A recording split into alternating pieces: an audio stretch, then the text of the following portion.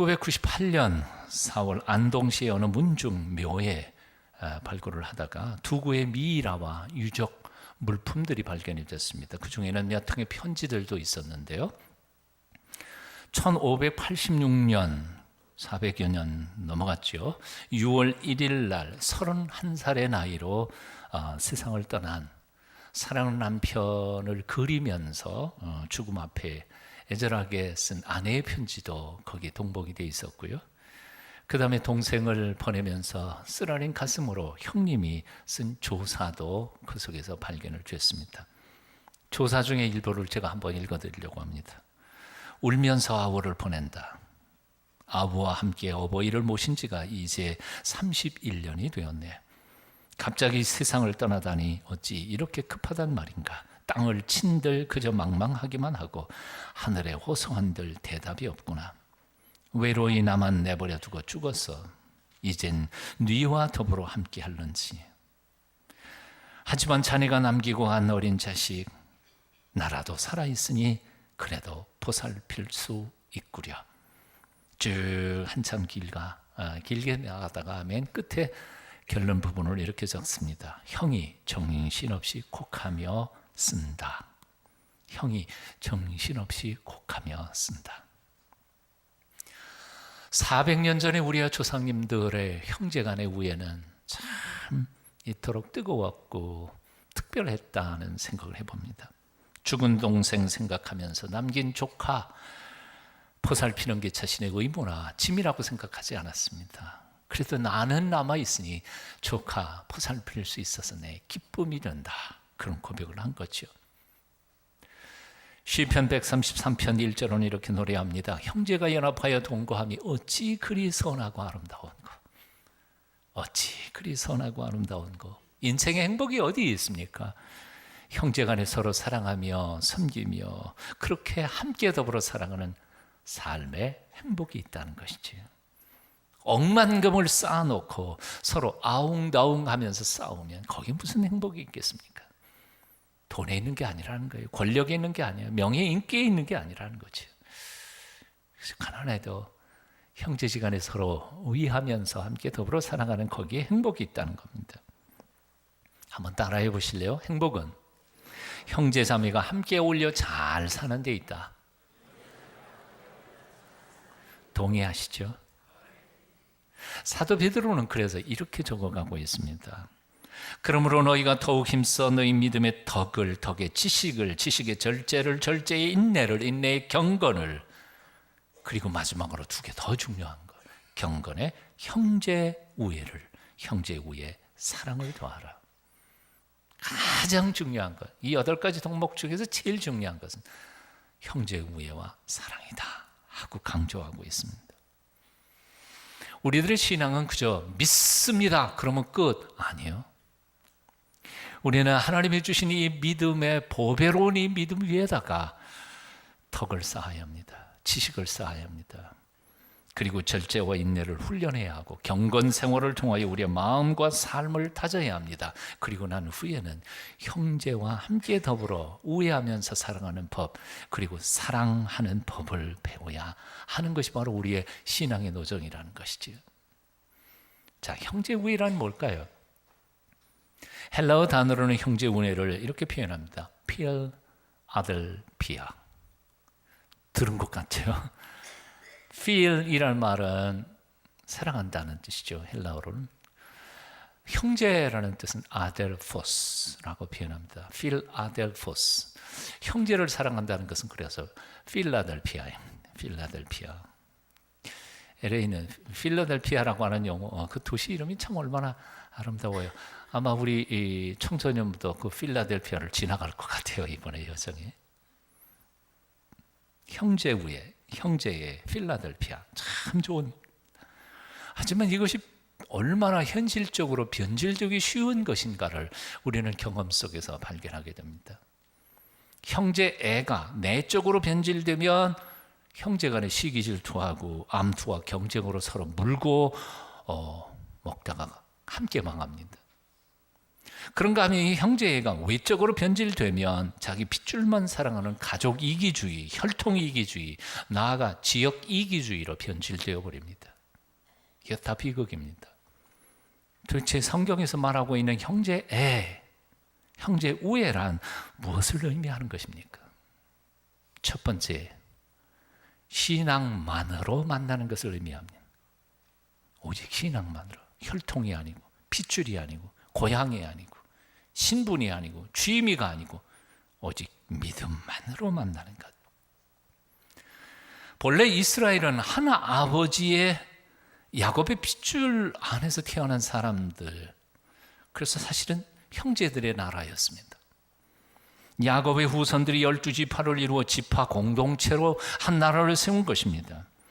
그렇게 한 가족이 세워진 나라였음에도 불구하고 사사기를 주의 깊게 읽어보면 지파 간의 경쟁으로 싸우고 다투고 서로 죽이고 죽으면서 얼마나 피비린내 나는 전쟁을 했는지 모릅니다. 사사기를 주의 깊게 읽어보다가 보면 한 번은 아예 한 지파가 몰살해서 없어질 위기까지 당하게 된 것을 봅니다. 그러나 다윗 시대에 와서 그 모든 지파들이 하나로 통일되게 됩니다. 예루살렘 성에 모여서 12지파가 하나님께 함께 예배를 드립니다. 성전은 없었지만 성막을 중심으로 함께 찬양하고 하나님 앞에 예배하는 그 장엄한 모습을 바라보면서 다윗은 마치 출애굽해가지고 시내산 앞에서 이스라엘 백성들이 하나님 앞에 함께 예배하던 것을 생각하면서 감동했습니다. 그래서 다윗이 그 감동을 가지고 쓴 시가 시편 133편 1절부터 3절까지입니다. 형제가 연합하여 동거하니 어찌 그리 선하고 아름다운고, 머리에 있는 보배로운 기름이 수염 곧 아론의 수염이 흘러서 그 옷깃까지 내림 같고 할몬에 있으리 시온의 산들의 내림 같도다. 거기서 여호와께서 복을 명하셨나니 곧 영생이로다. 아론이 누굽니까? 하나님의 축복을 백성들에게 선포하고 그리고 백성들이 죄를 짊어지고 하나님 앞에 나아가 중보하는 제사장이 아론입니다. 아론의 수염에서 흘러내리는 보배로운 기름이란 또 뭘까요? 하나님께서 제사장들을 통하여 당신의 백성들에게 내시는 축복의 상징이었습니다. 그러나 하나님의 축복과 은혜가 철철 넘치는 그 모습, 이것이야말로 진정한 이스라엘 공동체의 모습이었던 것입니다. 그러므로 이스라엘은 단순한 나라가 아니었습니다. 단지 핏줄이 같은 사람들이 모인 가족회의도 아니었습니다. 한 분 하나님을 모신 믿음의 공동체였습니다. 지금도 잘 아시는 분 아시겠습니다만 유대인들은요, 핏줄이 아닙니다. 로마서에서도 읽고 지금 현재로도 유대인 공동체를 보면 알지만 믿음의 공동체이지 핏줄하고는 상관없습니다. 아브라함의 믿음의 혈통을 인정하는 사람은 다 유대인이 될 수 있어요. 그래서 그들이 궁극적으로 소망하고 바라고 열망하는 것은 더 큰 나라가 아니었습니다. 더 잘 사는 나라가 아니었습니다. 그들이 바라는 것은 믿음의 나라에서 함께 더불어 살아가는 긍정적인 그리고 궁극적인 행복이었습니다. 하나님 안에서 받는 궁극적인 복, 그게 뭡니까? 영생인 겁니다. 영생. 더 큰 나라 만들려고 한 게 아니에요. 잘 사는 게 아니에요. 하나님의 축복을 받는 공동체를 만드는 것입니다. 그래서 3절에 거기서 여호와께서 복을 명하셨나니 곧 영생이로다 했습니다. 그러므로 이스라엘 백성들은 맨 처음 혈적으로 모였으면서도 하나님을 믿는 믿음으로 뭉쳐진 신앙 공동체였던 것입니다. 혈적 중심에서 신앙 중심으로 성숙해가는 과정에 있는 나라, 그게 바로 이스라엘이었습니다. 그래서 이스라엘 백성들이 하나님을 믿는 신앙을 중심으로 모일 때에는 12지파가 모두가 한 덩어리가 되었습니다. 서로 다른 점들은 신앙 안에서 다 소화시키며 하나님이 주신 약속과 율법 아래 서로 양보하고 섬겼습니다. 하지만 믿음이 흐려지고 신앙이 타락할 때 각 지파들은 핏줄을 따지고 조상을 따지고 서로 여지없이 서로 다투고 싸우고 나뉘고 분열되었었습니다. 그들이 믿음으로 하나 될 때에는 세상 어느 민족도 그들을 감히 넘보지 못했었습니다. 하지만 그들이 서로 분열을 하고 싸울 때에는 세상에서 가장 나약한 약소 민족이 될 수밖에 없었습니다. 우리 그리스도인들의 신앙이란 뭘까요? 똑같습니다. 믿는 성도들이 우리 인간적인 것들을 따지기 시작하면, 그래서 고향 따지고 가진 재산 비교하고 나온 학교나 출신, 집안, 혈통, 성실을 따지기 시작하면 그 순간부터 우리는, 교회는 오합지졸이 되고 말 것입니다. 세상을 변화시키기보다는 오히려 세상에서 날마다 실패하고 좌절하고 절망한 연약한 인간들로 전락해버리고 말 것입니다. 하지만 우리를 구원하신 예수 그리스도 그 한 분을 함께 같이 바라보며 그 주시는 말씀과 은혜 안에서 서로 용납하고 섬기기 시작하는 순간에 우리는 거룩한 하나님의 자녀, 거룩한 하늘의 형제와 자매들이 될 것입니다. 영생의 축복을 함께 상속받을 축복의 공동체가 될 것입니다. 세상을 변화시키고 세상을 바꾸어가는 능력의 파워 크리스찬들이 될 것입니다. 세상적인 것, 인간적인 것 주장하면 주장할수록 우리는 흩어지게 되어 있습니다. 나뉘게 됩니다. 같이 망할 것입니다. 하지만 우리가 한 분 예수 그리스도의 보혈로 구속함을 받은 것에 감사하고 기뻐하며 서로를 섬기게 될 때 우리는 이 세상 어느 누구보다도 가까운, 피보다 더 진한 신앙의 동지들이 될 것입니다. 천국의 공동 상속자들이 될 것입니다. 어떻게 살아야 합니까? 어떻게 살아야 합니까? 혈통 중심에서 신앙 중심으로 성숙해 가야 할 것입니다. 성이 뭐냐 묻기보다 은혜 받은 이야기들을 나누어야 할 것입니다. 어느 지방 출신이냐, 그게 아니라 1대1 했느냐, 전도 폭발했느냐, 요즘 큐티 잘하느냐, 가정 문제는 없는가, 함께 서로 위로하고 격려하며 슬픔을 함께 나눌 때 비로소 교회는 정말 하나님의 교회가 되고 하나님의 나라를 이루어가는 의의 도구가 될 줄로 믿습니다. 사랑하는 여러분, 여러분의 대화 주제를 바꾸십시오. 주제를 바꾸세요. 그렇죠. 대화의 주제가 전부 다 홈쇼핑에서 뭐 샀는데 좋더라. 전도는 안 하고 상품 전도만 하고 있어요. 땅 사고 아파트 사고 자동차 사고 이 얘기만 자랑하고 있다면 우리는 그리스도인이 아니에요. 두세 사람 이상 내 이름으로 모인 그것에 나도 너희와 함께 있겠다 약속하신 주님, 우리가 믿음의 공동체를 이루어갈 때 주님은 우리와 함께 계실 줄로 믿습니다. 성경에서 말하는 형제 우애란 무엇일까요? 두 번째는 지식이 아니라 사랑으로 만나지는 것입니다. 지식이 아니라 사랑으로 만나지는 것입니다. 초대 고린도 교회에는 우상 제물을 먹는 문제 때문에 양 둘로 갈라져 복잡하게 싸웠습니다. 고린도전서 8장에 나오는 이야기입니다. 문제의 핵심은 아주 간단했습니다. 성도들의 일부는 제사 음식을 귀신에게 바쳤다가 내온 것이니까 부정해서 그건 먹을 수 없다고 주장했습니다. 또 다른 반대편에 있는 사람들은 하나님이 창조하신 만물 중에 부정한 게 어디 있느냐, 다 깨끗하니까 얼마든지 믿음으로 받아 먹을 수 있다 그런 겁니다. 제사 음식을 먹지 못하는 사람들은 먹는 사람들을 향하여 이렇게 비난했습니다. 저 경건치 못한 놈들, 깨끗하고 부정한 것을 가리지 못하는 사람들. 그 제사 음식을 먹는 사람들을 먹지 못하는 사람들을 향해서 말했습니다. 저 율법에 사로잡혀서 소심해가지고 하나님의 크심을 믿지 못한 채 하나님이 주신 음식물도 제대로 못 먹는 놈들. 이에 대한 사도 바울의 대답은 아주 간단했습니다. 고린도전서 8장 1절과 13절에 그 대답이 있습니다. 1절부터 읽어봅니다. 우상의 제물에 대하여 우리가 다 지식이 있는 줄을 아나 지식은 교만하게 하며 사랑은 덕을 세우나니. 한번 따라해 보실래요? 지식은 교만하게 하며 사랑은 덕을 세우나니. 세상에 어떤 문제가 터지면 의견 없는 사람은 아무도 없습니다. 꼬마도 지 나름대로 의견 다 있어요. 물어보세요. 예. 무슨 일이든지 누구든지 할 말로 다 있어요.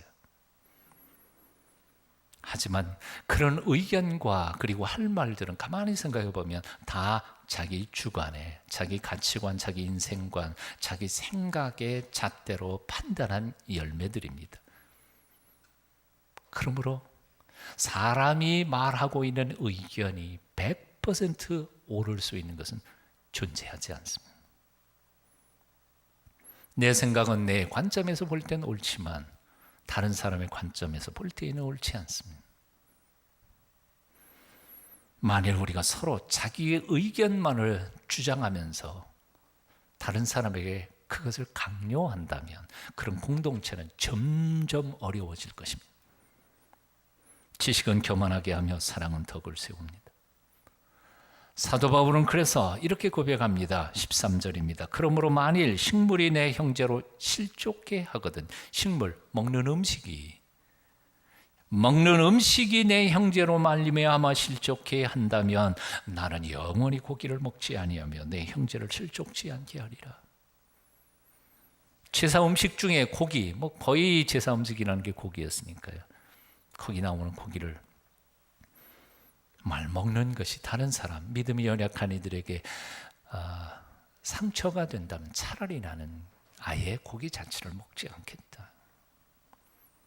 사도 바울의 입장은 이것입니다. 옳고 그름이 중요한 것이 아니라 형제를 다치지 않는 것이 중요하다는 것입니다. 옳고 그름은 지식의 문제이고 형제를 다치게 하지 않는 것은 사랑의 문제라는 것입니다. 교회는 옳고 그름을 따지는 법정이 아니라 오히려 상대의 허물과 잘못을 덮어주는 사랑의 공동체여야 한다는 것입니다. 형제애란 무엇일까? 허물과 잘못을 고치도록 도웁되 그러나 정죄하기보다는 사랑으로 품어주면서 기다리고 덮어주는 것이 형제애라는 것입니다. 바로 이 점에서 우리는 얼마나 많이 실수를 해오면서 살아왔는지 모릅니다. 우리는 너무나 쉽게 서로를 정죄합니다. 너무 쉽게, 너무 성급하게 남을 비판했습니다. 하지만 아무리 똑똑하고 아무리 옳은 판단을 내렸다 할지라도 형제를 사랑하지 않는다면 그것은 진정한 신앙은 아니라는 것입니다. 잠언 10장 12절은 말씀합니다. 미움은 다툼을 일으켜도 사랑은 모든 허물을 가리우느니라. 사랑은 모든 허물을 가리우느니라.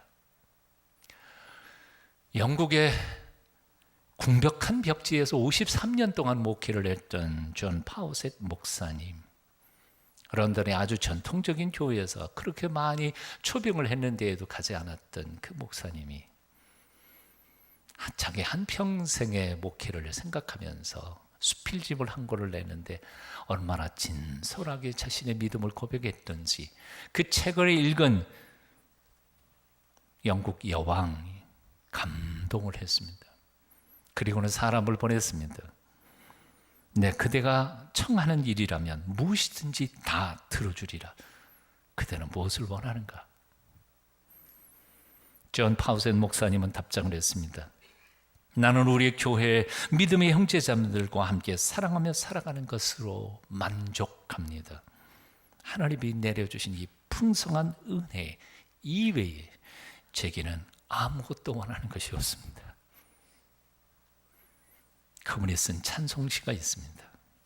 조금 이따 저와 여러분이 함께 부를 찬양입니다. 주 믿는 형제들 사랑의 사귐은 천국의 교제 같으니 참 좋은 친교라. 하나님 보좌 앞 한 기도 드리니 우리의 믿음 소망이 주 안에 하나라. 피차의 슬픔과 수고를 나누고 늘 동고동락하는 중 위로를 나누니 또 이별할 때의 마음 비록 슬퍼도 주 안에 교통하면서 또다시 만나리. 얼마나 아름다운 시인지 모릅니다. 형제 후에 뭐예요? 지식이 아니고 판단이 아니고 그냥 있는 그대로 받아 사랑하는 것입니다. 세 번째로 형제 후에 가장 아름다운 모습은 용서입니다. 용서하는 것입니다. 세상에 실수하지 않는 사람이 있을까요? 실수하지 않는 사람이 있을까요? 잘못을 범하지 않는 사람이 있을까요? 한 사람도 없습니다. 그래서 행복이란 어디서 나올까요? 용서하는 데 나옵니다. 행복한 부부는 누굴까요? 기꺼이 상대방을 용서하는 부부입니다. 행복한 가정은 어디일까요? 돈 많은 곳이 아니라 기꺼이 용서할 줄 알고 용서를 받을 줄 아는 가정입니다.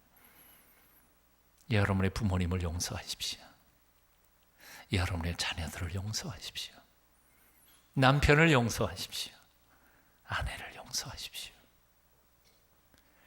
가장 중요한 얘기, 서정호 목사를 용서해 주십시오. 저는 젊었던 청년 목회자 시절에 정말 내가 하는 것 절대로 옳다고 그렇게 해서 추진해 왔지만 목회 한 30년 이상 하다가 보니까 본의 아니게 참 많은 사람들에게 상처를 주었다. 지난 20년 동안 제가 잘못한 거 많이 있어요. 용서해 주세요. 정말이에요. 용서할 줄 알고 용서받을 줄 아는 교회가 진정으로 하나님이 원하시는 신학의 공동체인 줄로 믿습니다. 요셉은 어린 나이에 형님들의 시기 질투 때문에 외국 땅으로 종으로 팔려갔습니다. 아시는 것처럼 청소년 시절의 종살이 그리고 청년 시절의 옥살이 하면서 그 황금 같은 시기를 죽으라고 고생을 했습니다.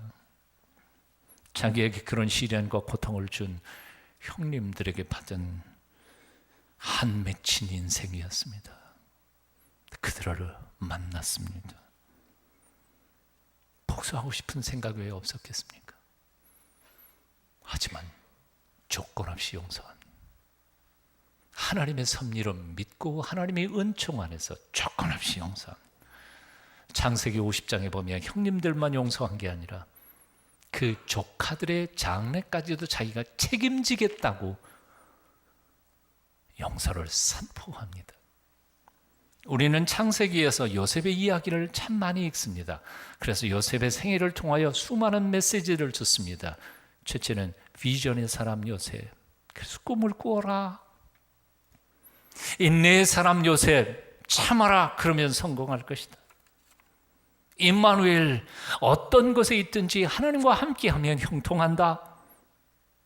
하지만 이런 메시지를 다 들었다 할지라도 용서의 그리고 화해의 요셉을 만나지 못했다면 여러분들은 요셉을 잘못 읽은 겁니다. 요셉의 생애에 있어서 가장 중요한 것은 용서와 화해입니다. 우리는 요셉 속에서 십자가에 달려 죽어가시는 예수 그리스도의 모습을 발견합니다. 예수님은 죄에 빠진 우리의 죄를 대신 짊어지시고 거룩하신 하나님 아버지 앞에서 속죄제물로 죽어가신 화목의 대사이십니다. 우리는 그분의 제자입니다. 어떻게 살아야 합니까? 용서해야 합니다. 조선의 명재상 황희의 집에서 종들이 싸웠다고 합니다. 그들을 불러서 물었습니다. 한 종이 말했습니다. 영감마님, 선은 이렇고 후는 이렇습니다. 그러니 제가 옳지 않습니까? 황희정승이 대답했습니다. 그래, 듣고 보니 내 말이 옳구나. 그 옆에 듣고 있던 종이 화가 나서 아니요 마님 그런 게 아니고 이건 이렇고 저건 저러니까 그러니까 제가 옳은 것 아닙니까? 그랬더니 황희정승이 내 말을 들으니까 내 말도 옳구나. 곁에 앉아있던 분인이 답답해가지고 말했습니다. 아니 영감, 이놈도 옳다 저놈도 옳다 그러면 누가 옳은 거예요? 그랬더니 웃으면서 당신 말도 옳고. 황희정승의 뜻이 뭘까요? 같은 집안에서 살면서 함께 고생하면서 옳으면 어떻고 틀리면 어떻겠냐고. 오늘은 내가 옳지만 내일은 내가 다른 사람이 옳을 수도 있는 거 아니냐고. 그걸 뭐 굳이 따지면서 그렇게 싸워보니 무슨 소용있겠냐는 거. 어떤 목사님의 글입니다. 고 김태수 집사님이 유방암으로 임종을 맞게 됐습니다. 임종 예배 시간에 내게 마지막 부탁이 있다면서 내 손을 잡았습니다. 지난 가뭄 때 논에 물을 대면서 제1교회 모 집사님과 본의 아니지만 험하게 싸웠다면서 화해 못한 일이 마음에 걸려 떠날 수 없다는 것이었습니다. 목사인 나더러 대신 가서 자기가 모 집사님을 용서한다고 전해주시고 모 집사님더러 자기를 용서한다는 말을 대신 들어 화해시켜달라는 부탁이었습니다. 그러마 약속하고 기도했더니 집사님은 평안히 눈을 감으셨습니다. 후일 모 집사님을 만나 내가 용서의 말을 전하고 그 집사님의 울음 섞인 용서한다는 말을 들었습니다. 용서하고 용서받는 일은 얼마나 아름다운 일입니까? 천국 가는 길이란 글 더 읽어드립니다. 임종으로 가는 길은 아무도 가보지 못한 초행길이라 모두 두렵고 떨린다.